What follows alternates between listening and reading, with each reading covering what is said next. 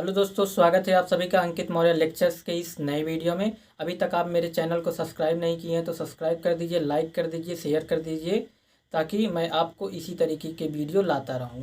ठीक है, आगे चलते हैं। तो हम उदाहरण नंबर 3 को बात करने से पहले सबसे पहले एक छोटी सी थ्योरम उसको पढ़ लेते हैं क्योंकि उनका यूज इसमें आने वाला है। ठीक है, ठीक। तो सबसे पहले हम बात कर लेते हैं पाइथागोरस प्रमेय, जो आप पिछली कक्षाओं में पढ़े हुए हैं। एक बार मैं रिवीजन करा देता हूँ, ठीक हो। तो पाइथागोरस प्रमेय क्या होता है, तो यहाँ पे लिखाता हूँ पाइथागोरस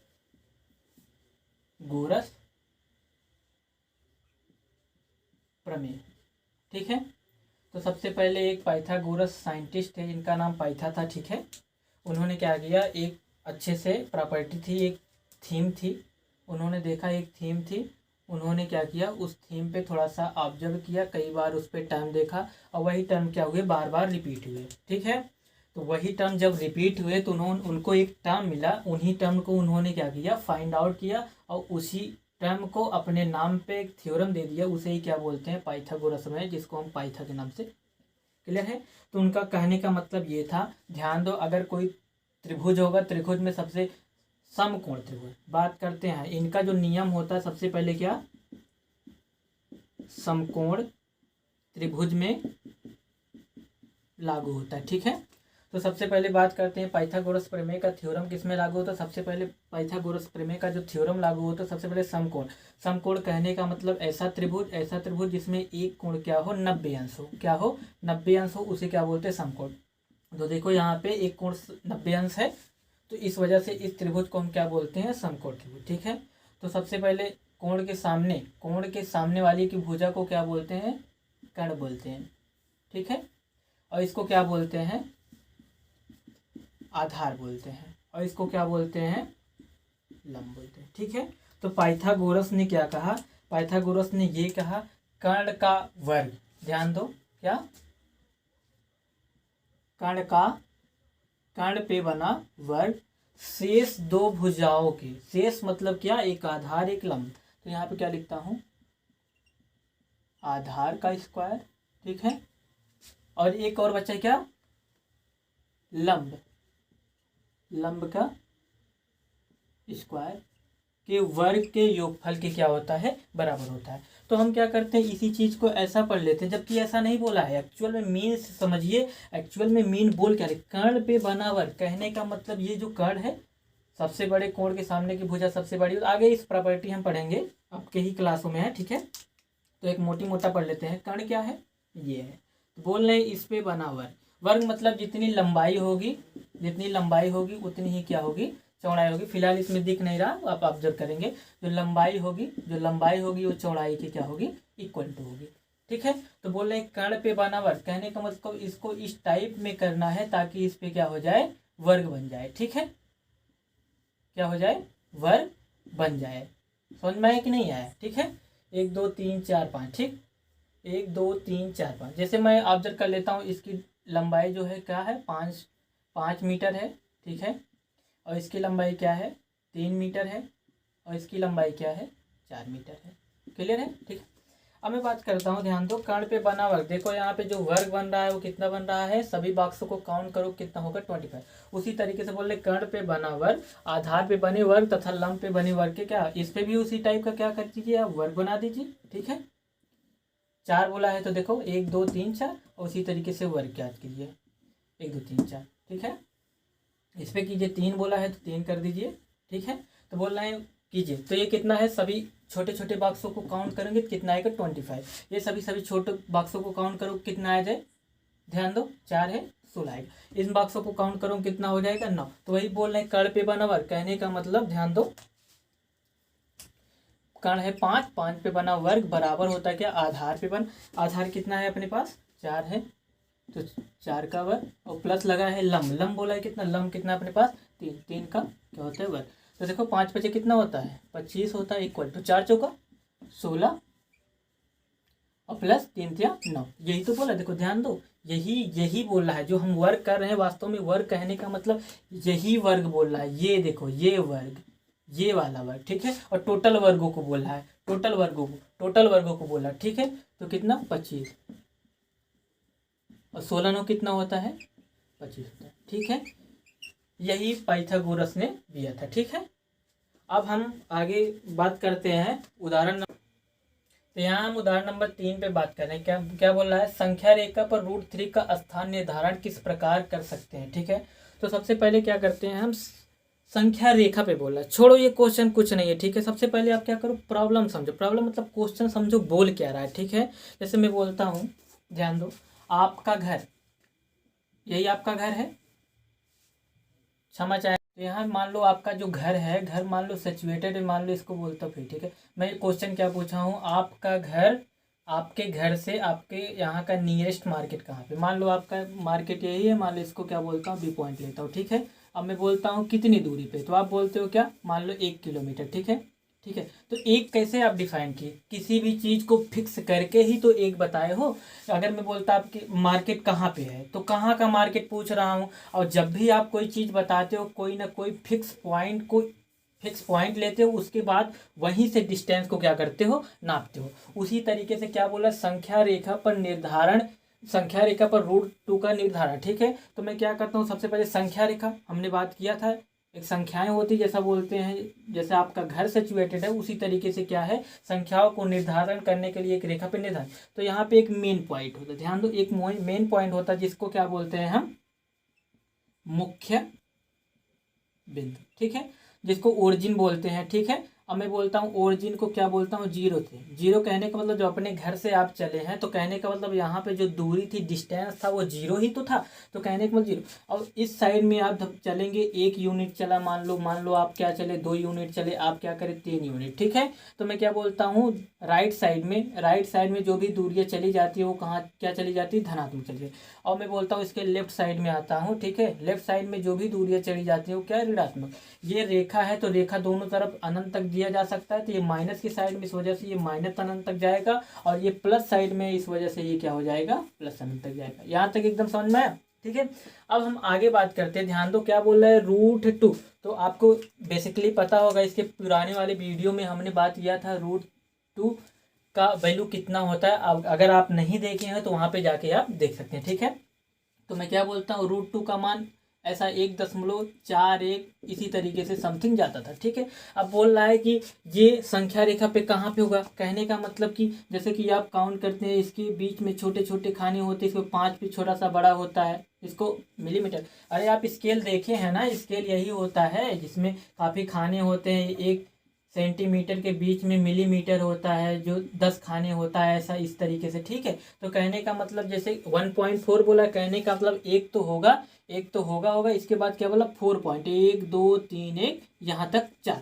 लेकिन हमको ये स्पेसिफिक पता नहीं चल पा रहा, क्योंकि यहाँ पे देखो, यहाँ पे संख्या अनंत तक जा रही, पता नहीं चल रहा है, तो हम बता ही नहीं सकते कि एग्जैक्ट में ये पॉइंट होगा कि इसके हल्का सा आगे होगा, कहाँ पे होगा। ठीक है, तो उसी चीज को पता लगाने के लिए अपने पास क्या है, एक छोटा सा फंडा है। आप ध्यान से देखेंगे तो आपको बहुत आसानी से, तो ये चीजें समझ में आ गया कि क्यों निर्धारित कर रहे हैं। निर्धारित करना, पोजीशन बता रहे हैं, जैसे आपके घर का पोजीशन था, उसी तरीके से संख्याओं का एक पोजीशन होता है, उसी पोजीशन को मैं बता रहा हूँ, क्योंकि आप इसको डिनोट करोगे थोड़ा सा अंतर हो जाएगा। ठीक है, तो अब मैं क्या करता हूँ, तो अब हम क्या करेंगे, ध्यान दो, अब इसी √2 को, यहाँ तक समझ में आया। ठीक है, अब मैं क्या करता हूँ, यहाँ तक सब समझ में आया। इसके बाद अगर स्क्रीनशॉट नहीं लियो तो स्क्रीनशॉट ले लीजिए। अब मैं क्या करता हूँ, एग्जैक्ट में पोजीशन बताने जा रहा हूँ, थोड़ा सा जूमिंग में बना रहा हूँ ताकि आपको समझ में आए। ठीक है, तो मैं क्या बोलता हूँ, यही क्या है, इसका ओरिजिन पॉइंट है, जिसको मैंने क्या बोला है, 0 है। ठीक है, और इसके बाद यहाँ पे क्या है, 1 है। ठीक है,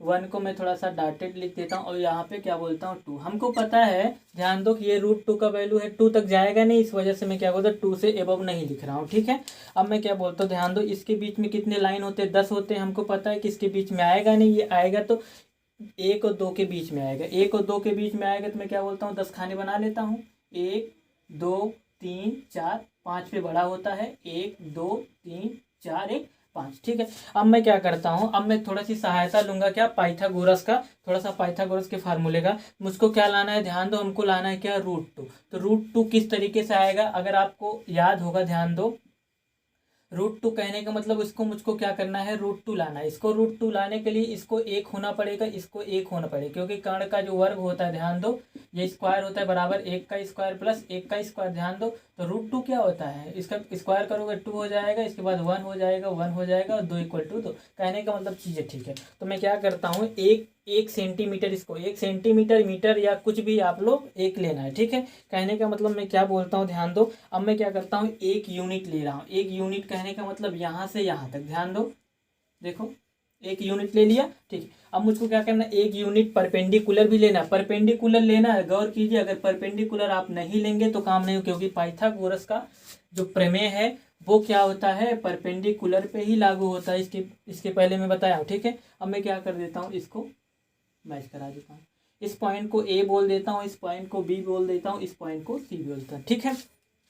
जैसे आप ध्यान दो, ऐसा कोई पेड़ है, ठीक है, यहाँ पे कोई ट्री है, ठीक है। अगर ऐसे ऐसे आपके यहाँ कोई ऐसा पेड़ है, ठीक है, जब आप कोई कोई काटता है तो ध्यान दो, जब पेड़ गिरता है, ध्यान दो, मैं इसको फिक्स किया हूँ, देखो ये क्या है, इसका बेस है, जहाँ पे जड़ बोलता हूँ, ये है ऐसा खड़ा हुआ है, ठीक है। अब मैं क्या बोलता हूँ, पेड़ काटता हूँ तो ध्यान दो, तो आप ऐसा ही है, मान लो आप ऑब्जर्व करते हो पेड़ यहीं गिरे, जबकि पेड़ यहाँ पे नहीं गिर के कहाँ जाता है, जितनी लंबाई होती उतनी ही जाता है। तो ध्यान दो, एज दिस समझ लो, ये एक है, ये भी एक है, और ये क्या है, रूट टू है। तो कहने का मतलब इसकी लंबाई रूट टू है, कहने का मतलब ये पूरी रूट है। ध्यान दो, जब ये गिरेगा, समझ लो एज अ पेड़ की तरह, जब ये गिरेगा, ध्यान दो, तो जब ये गिरेगा तो कहने का मतलब इसी तरीके से कर्व बनाता हुआ आएगा, इसी तरीके से क्या होगा, कर्व बनाता हुआ आएगा। और आने के बाद क्या, ध्यान दो, हमको ध्यान रहे कि 4.1 4.1 1 2 3 4, कहने का मतलब लमसम यहीं कहीं गिरेगा।